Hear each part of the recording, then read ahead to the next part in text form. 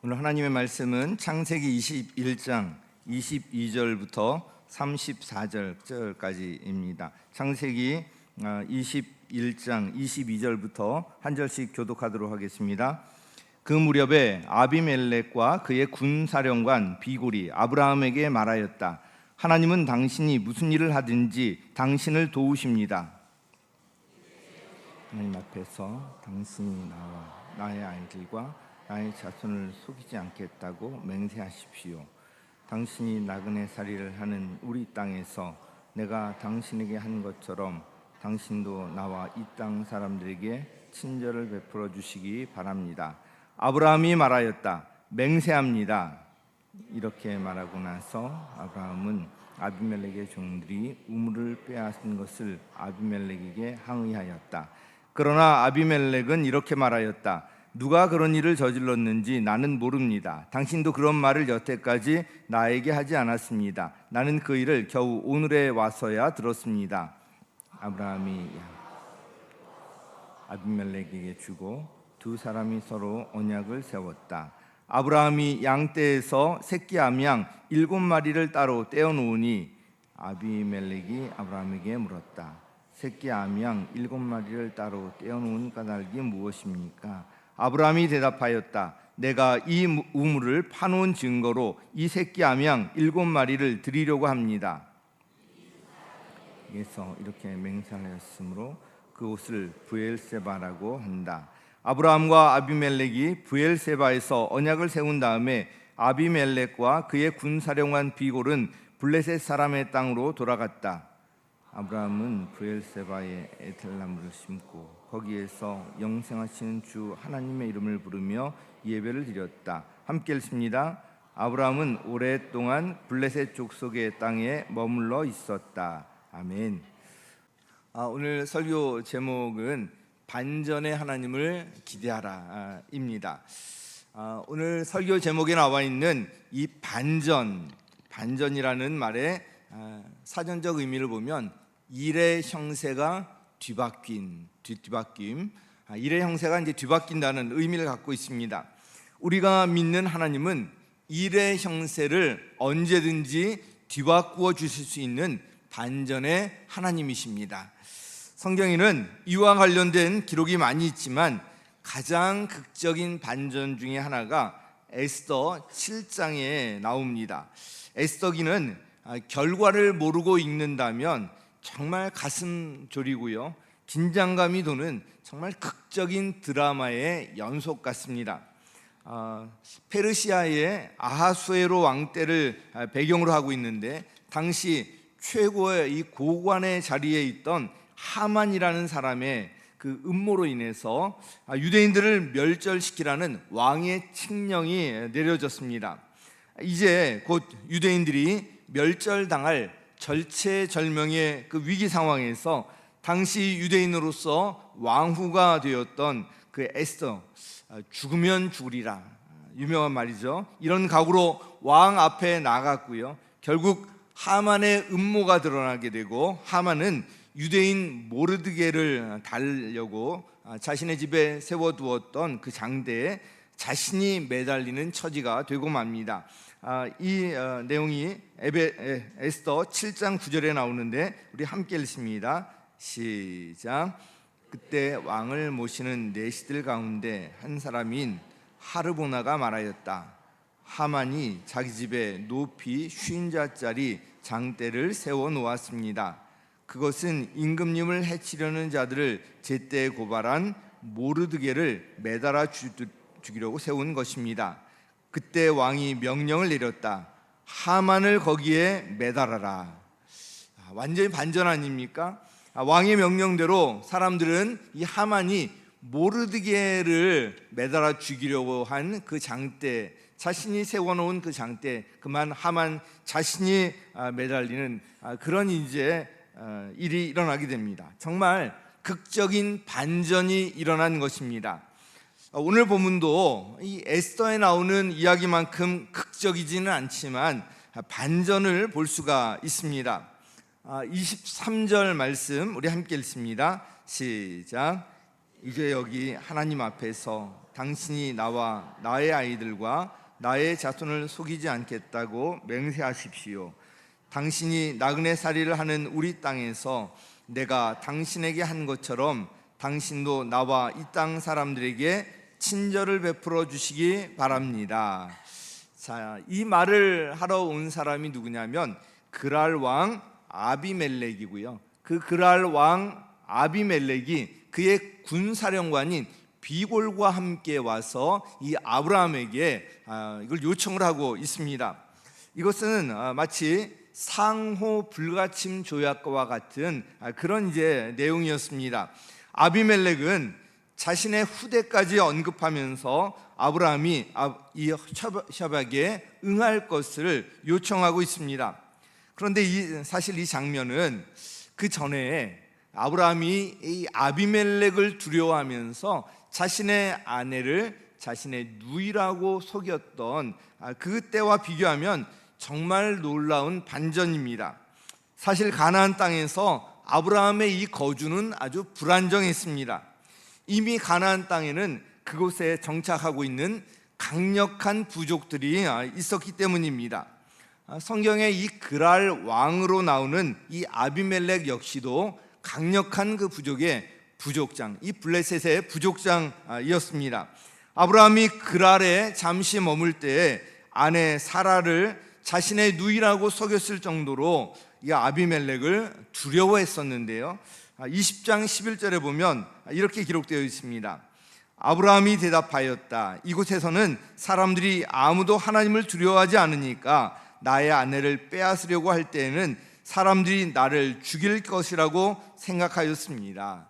바로 이 아브라함이 그랄 땅에 있는 동안에 자기 아내가 굉장히 아름답잖아요. 그래서 빼앗길 것을, 자신을 죽이고 빼앗아갈 것을 두려워한 나머지 자기 아내를 아내라고 하지 못하고 누이라고 이렇게 이야기했던 것입니다. 그런데 오늘 본문을 보면 그 아비멜렉이, 아브라함이 이렇게 두려워서 자신의 아내를 속이기까지 했던 그 그랄 왕 아비멜렉이 군사령관까지 대동하고 와서 이 아브라함에게 친절을 베풀어 달라, 상호 불가침 조약을 맺자, 이러고 있는 것입니다. 아브라함은 그만큼 이제 강력한 그런 세력으로 성장하고 있었다는 것을 또 나타내기도 하지만, 그런데 사실 아브라함이 이 아비멜렉이 더 두려워했던 것은 이 아브라함이 강성해진 것, 그거보다 아브라함과 함께 하고 계신 하나님이었습니다. 우리 22절 말씀 함께 읽습니다. 시작. 그의 군사령관 비골이 아브라함에게 말하였다. 하나님은 당신이 무슨 일을 하든지 당신을 도우십니다. 네, 이것 때문에 아비멜렉이 아브라함에게 와서 이런 청을 했던 것입니다. 이전에 아비멜렉은 사라를 데려왔을 때 꿈에 하나님께서 나타나셔서 이 경고를 하셨었는데 이런 일을 통해서 아브라함을 함부로 대하면 안 된다는 것을 알았습니다.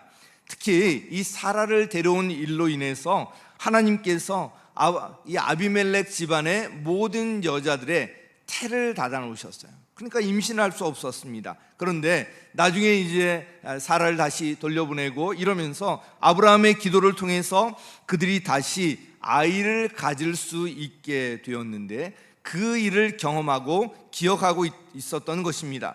그 아브라함이 계속 번성하는 것을 보고 이제는 오히려 아비멜렉이 위협을 느꼈던 것 같습니다. 앞에서 말씀드린 것처럼 아비멜렉은 사실 아브라함과 함께 하시면서 아브라함을 도우시는 그 하나님을 두려워하고 있었던 것입니다. 이 말씀이 우리에게 주시는 교훈이 있습니다. 저 사람은 하나님이 도우시네. 하나님께서 저 사람과 함께 하시네. 저 교회는 뭔가 다른 모습이 있어. 뭔가 다른 힘이 이끄는 것 같아. 세상 사람들이 볼 때 믿는 성도들과 믿음의 공동체 가운데 이 세상과 다른 이런 모습이 나타나야 합니다. 그럴 때 이 세상에 영향력을 끼칠 수가 있고요, 세상 사람들이 믿는 사람들을 함부로 대하지 않게 되는 것입니다. 제가 이렇게 새 가족을 만나보면 이렇게 말씀하시는 분들이 계십니다. 어떻게 교회 나오셨습니까? 그랬더니 옆집 사람을 보면서 그 사람을 보면 뭐가 좋은지 늘 행복한 것 같고 늘 기뻐하는 것 같고, 그리고 이 일요일만 되면 정말 기뻐하면서 밝은 모습으로 교회를 간다는 거예요. 늘 옆에서 지켜보다가 자기도 한번 딱 뭐가 그렇게 좋은지 따라가고 보고 싶은 마음이 들어서 같이 왔다는 거예요. 참 이런 말씀을 들으면 얼마나 참 기쁜지 모릅니다. 또 이제 목장에 가보니까 정말 가족 같다고, 그리고 어떤 분들은 친정에 온 것 같다 이렇게도 말씀하시고요, 정말 따뜻하게 반겨주어서 또 가고 싶은 마음이 든다는 것입니다. 이런 일들이 우리 교회 공동체 가운데 계속 일어나야 하는 것입니다. 세상 사람들이 볼 때 뭔가 다른 모습이 우리 가운데 있어야 한다는 것인데, 바로 이 아비멜렉은 이 아브라함을 하나님께서 도우시고 계시다는 것을 이제 알았기 때문에 아브라함에게 와서 좀 친절하게 대하고 상호 불가침하자, 뭐 이런 요청을 하고 있었던 것입니다. 아브라함은 사실 그렇지 않아도 아비멜렉에게 하고 싶었던 말이 있었는데요, 이 아비멜렉이 찾아와서 협약을 제안하는 이때를 이용합니다. 우리 25절 함께 읽습니다. 시작. 이렇게 말하고 나서 아브라함은 아비멜렉의 종들이 우물을 빼앗은 것을 아비멜렉에게 항의하였다. 이 아비멜렉의 종들이 이 아브라함의 종이나 아브라함이 파놓은 우물을 빼앗아가도 바로 대항하기가 쉽지 않았습니다. 그만큼 아비멜렉이 강성하였기 때문에 그랬습니다. 그런데 이 말에 대해서 아비멜렉이 이렇게 대답합니다. 누가 그런 일을 저질렀는지 나는 모릅니다. 당신도 그런 말을 여태까지 나에게 하지 않지 않았습니까? 나는 겨우 오늘에 왔어야 이걸 들었습니다. 자, 이렇게 이야기하는 걸 보면 적극적으로 부인하지 않는 태도인데요, 아브라함의 항의 내용을 좀 인정하는, 받아들이는 간접적인 그런 수용의 태도를 보이고 있습니다. 이 장면을 보면 아브라함이 참 지혜롭게 대처했다는 것을 알 수가 있습니다. 만일 아비멜렉의 종들이 우물을 빼앗았을 때 그때 격한 감정으로 아비멜렉에게 항의했다면 큰 싸움이 벌어질 수도 있었고요, 아직 그래도 아비멜렉보다 약하였던 아브라함 쪽에서 큰 해를 입을 수도 있었을 것입니다. 그 지역에서 아브라함의 입지가 아직 불안정하였기 때문입니다. 그런데 아비멜렉이 찾아와서 이런 협약을 요청하는 이 자리가 바로 이 문제를 해결할 수 있는 적절한 때였던 것입니다. 이런 갈등의 문제는 함께 만나서 이야기하는 것이 좋습니다. 자꾸 뒷말을 하게 되면 다른 사람을 통해서 이런 말을 듣게 되고요, 그러면 더 감정이 상하게 되고 서로 사이가 더 멀어지게 되는 거예요. 직접 만나서 이런 일을 같이 이야기하는 것이 좋고요, 또 이때 기억할 것이 감정이 격해 있을 때 그때는 바로 이야기하면 안 되고요, 좀 누그러졌을 때 적절한 때를 이용해야 한다는 것입니다. 지혜가 필요하다는 거예요. 제가 이와 관련해서 제가 또 아내 이야기를 할 텐데, 제가 이 가족 이야기를 하면 무슨 자랑처럼 들리는지 좀 기분 나빠하는 분들이 계시는데, 제가 자랑하려고 하는 것이 아니라 제가 실제로 겪은 이야기고 그냥 도움이 될까 해서 드리는 그런 말이니까 그렇게 이해하시면 좋겠습니다. 저와 아내는 너무 믿음이 좋기 때문에 지금까지 한 번도 싸워본 일이 없습니다. 이렇게 말씀드리면 좋겠지만 이제 갈등이 있어요.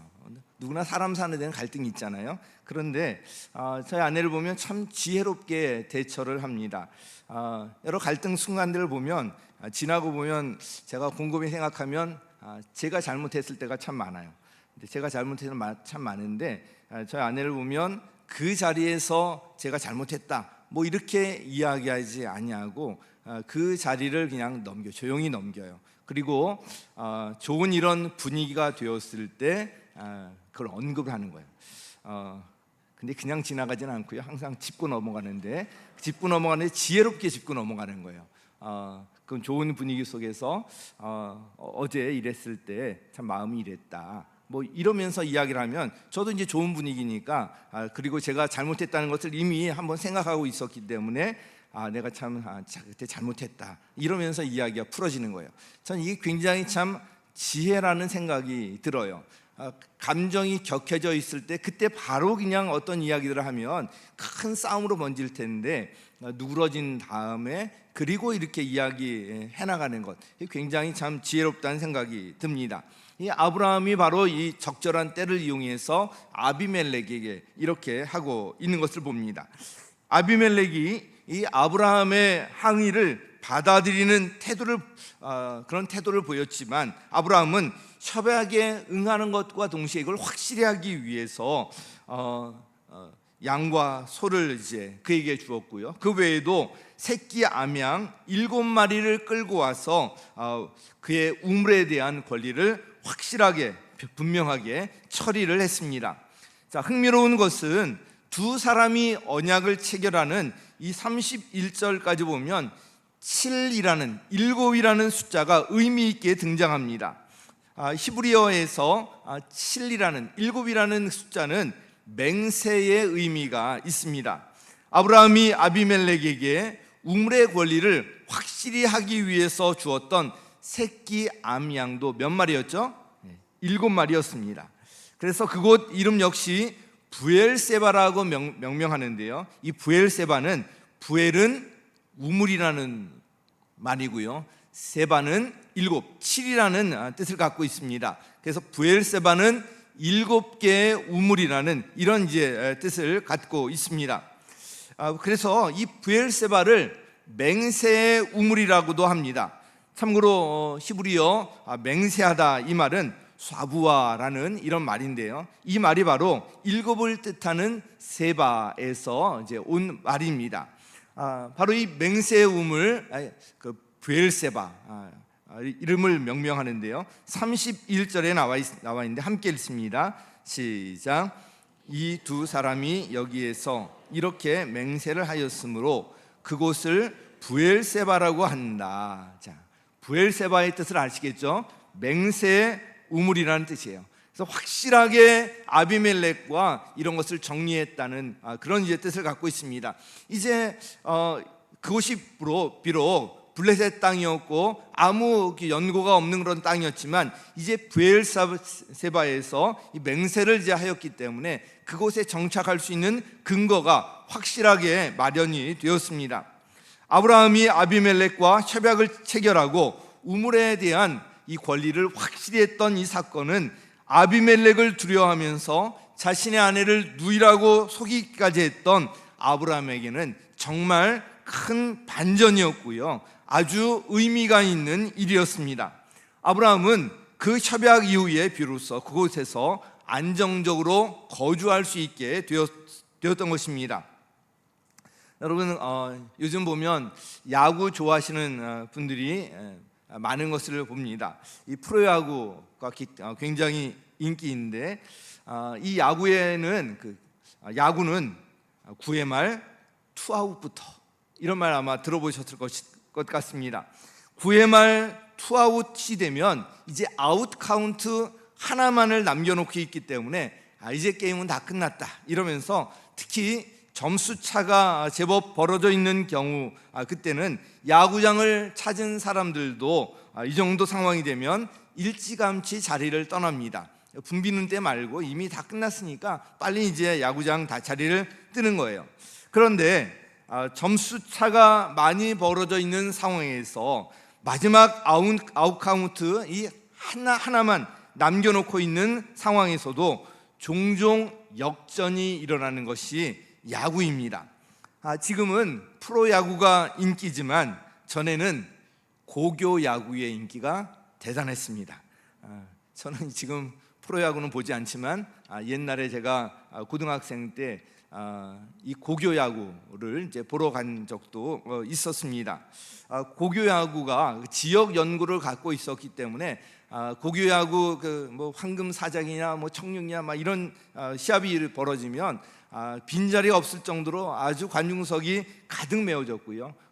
응원의 열기 또한 대단했습니다. 아마 저랑 비슷한 나이 연배나 저보다 더 많은 나이 연배 가지신 분들은 아마 다 기억하실 것입니다.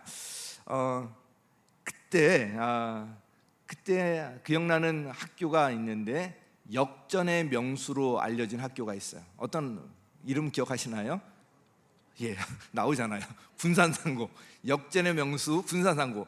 9회 말 투아웃이 되어서 다 끝난 줄 알았는데 그때 역전을 해버리는 거예요. 그래가지고 이 군산상고가 역전의 명수로 알려졌고요. 그 이후부터 아마 야구는 9회 말 투아웃부터 시작이다, 또는 끝날 때까지 끝난 것이 아니다, 뭐 이런 말들이 이제 유행하기 시작했던 것일 것 같습니다. 우리가 믿는 하나님이 바로 이 역전의 명수이시고요, 반전의 하나님이신 것입니다. 하나님의 자녀들에게 이 믿음이 필요한 거예요. 지금 상황과 환경이 어떻든 역전의 하나님, 이 반전의 하나님께서 결국은 승리하게 하신다는 이런 확신입니다. 9회 말 투아웃과 같은 이런 상황이 되어도 낙심하지 않을 이유가 바로 여기에 있습니다. 우리에게는 역전의 하나님, 반전의 하나님이 계시기 때문에 그렇습니다. 하나님의 자녀들은 환난이나 공고나 박해나 굶주림이나 헐벗음이나 그리고 위협이나 칼이나 그 어떤 것에도 두려워할 필요가 없습니다. 왜냐하면 로마서 8장 37절에 나와 있는 것처럼 이 모든 일에서 우리를 사랑하여 주신 예수님을 힘입어서 이기고도 남기 때문에 그래요. 예수님을 힘입어서 이기고도 남기 때문에 그렇습니다. 이 모든 일에서 우리를 사랑하여 주신 그 예수님이 어떤 분이세요? 십자가에서 모든 것을 다 내어주기까지 우리를 사랑하신 분이 바로 예수님이시고요, 그 예수님 바로 전능하신 하나님이시기 때문에 그렇습니다. 그 주님께서 세상을 이기셨습니다. 우리에게는 종국적인 승리가 보장되어 있는 거예요. 우리 요한복음 16장 33절 말씀 우리 함께 읽겠습니다. 시작. 내가 이것을 너희에게 말하는 것은 너희가 내 안에서 평화를 얻게 하려는 것이다. 너희는 세상에서 환난을 당할 것이다. 그러나 용기를 내어라. 내가 세상을 이겼다. 아멘. 환난을 당해도 걱정하지 말라는 거예요. 용기를 내라는 거예요. 왜냐하면 이미 예수님께서 이겨놓은 싸움을 우리가 하고 있다는 거예요. 그리고요, 예수님께서는 지금도 저와 여러분을 위해서 하나님 우편은 권능의 자리를 상징합니다. 하나님 우편에서 저와 여러분을 위해서 간구하고 계십니다. 로마서 8장 34절 함께 읽겠습니다. 시작. 누가 감히 그들을 정죄하겠습니까?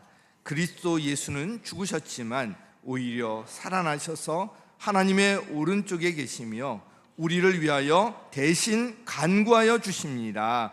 아멘. 아멘. 자, 그렇다면 우리가 믿는 하나님이 이런 하나님이시라면 우리가 어떻게 해야 하겠습니까? 오늘 본문을 기초로 적용과 관련해서 간단하게 두 가지 말씀 드리도록 하겠습니다. 첫 번째는요, 에셀 나무를 심으라는 것입니다. 우리가 시작. 자, 우리 33절 같이 읽겠습니다. 시작. 아브라함은 브엘세바에 에셀 나무를 심고 거기에서 영생하시는 주 하나님의 이름을 부르며 예배를 드렸다. 자, 브엘세바에 에셀 나무를 심었다는 것은 참 큰 의미가 있습니다. 이 에셀 나무는 사막과 같이 큰 그런 충분한 물이 없는 가운데서도 9m까지 자라네요. 9m, 엄청난 크기로 자라죠. 그리고 그곳에 큰 그늘을 제공해주는 그런 나무로 알려져 있습니다.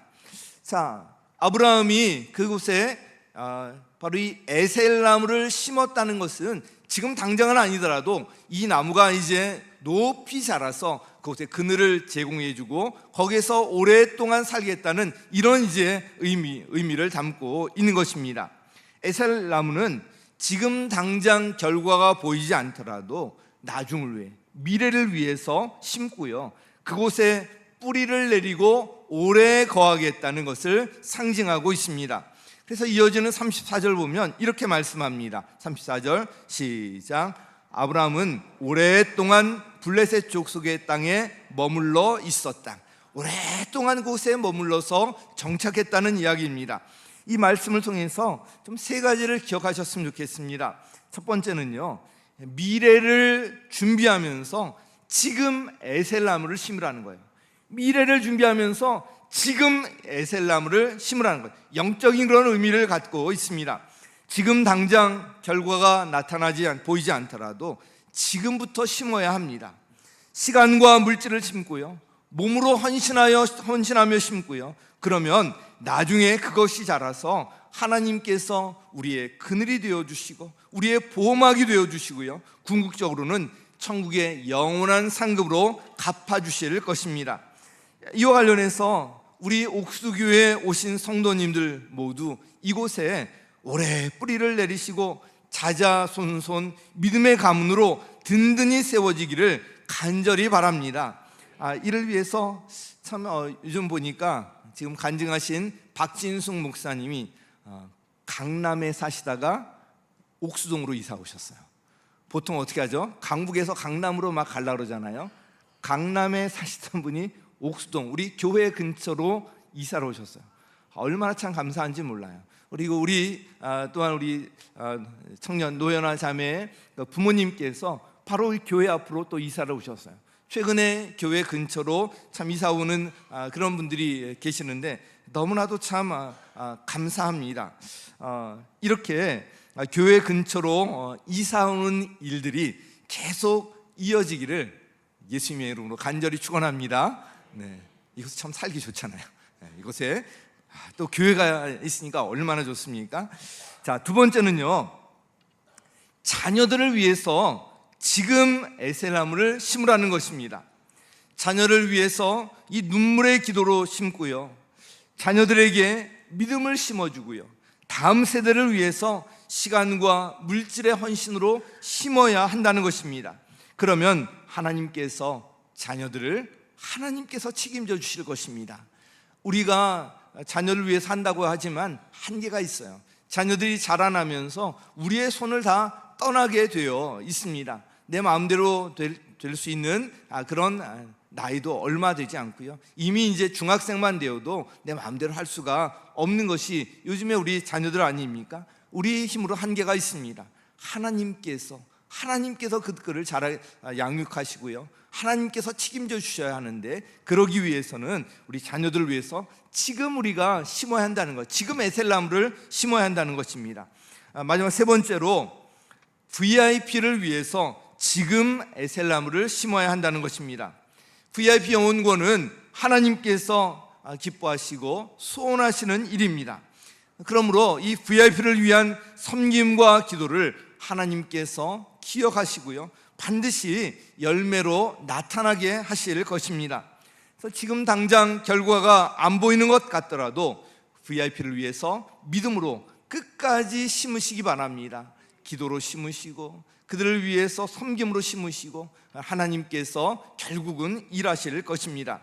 자, 이 에셀나무를 미래를 대비해 준비하면서 에셀나무를 지금 심어야 한다는 것 기억하시고, 두 번째로 예배의 목숨을 걸라는 거예요. 우리 같이 읽겠습니다. 시작.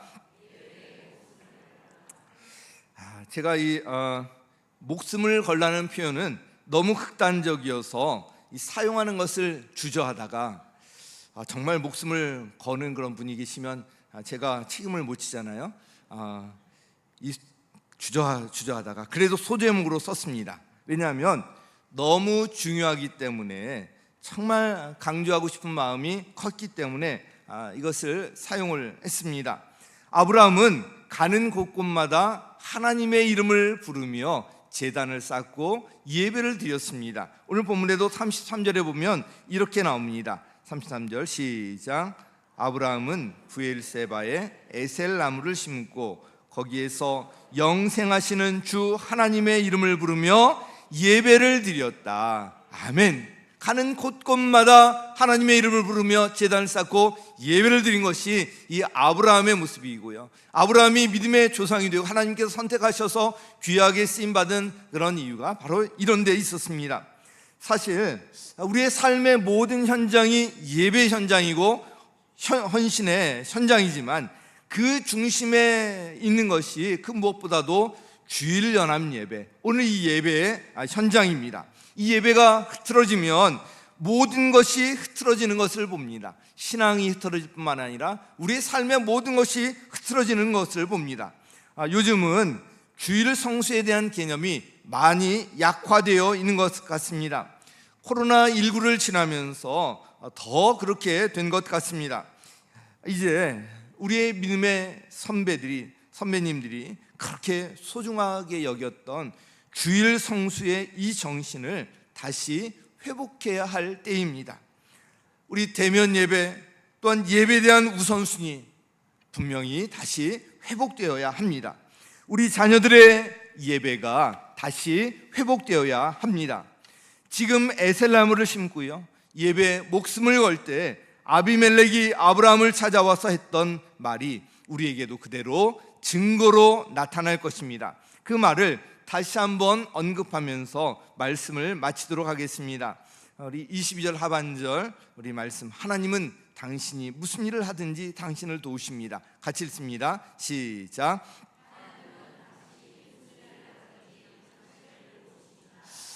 아멘. 여기에다가 여러분 자신의 이름을 넣어서 다시 한번 읽으실 텐데, 이를테면 하나님은 남기환이 무슨 일을 하든지 남기환을 도우십니다.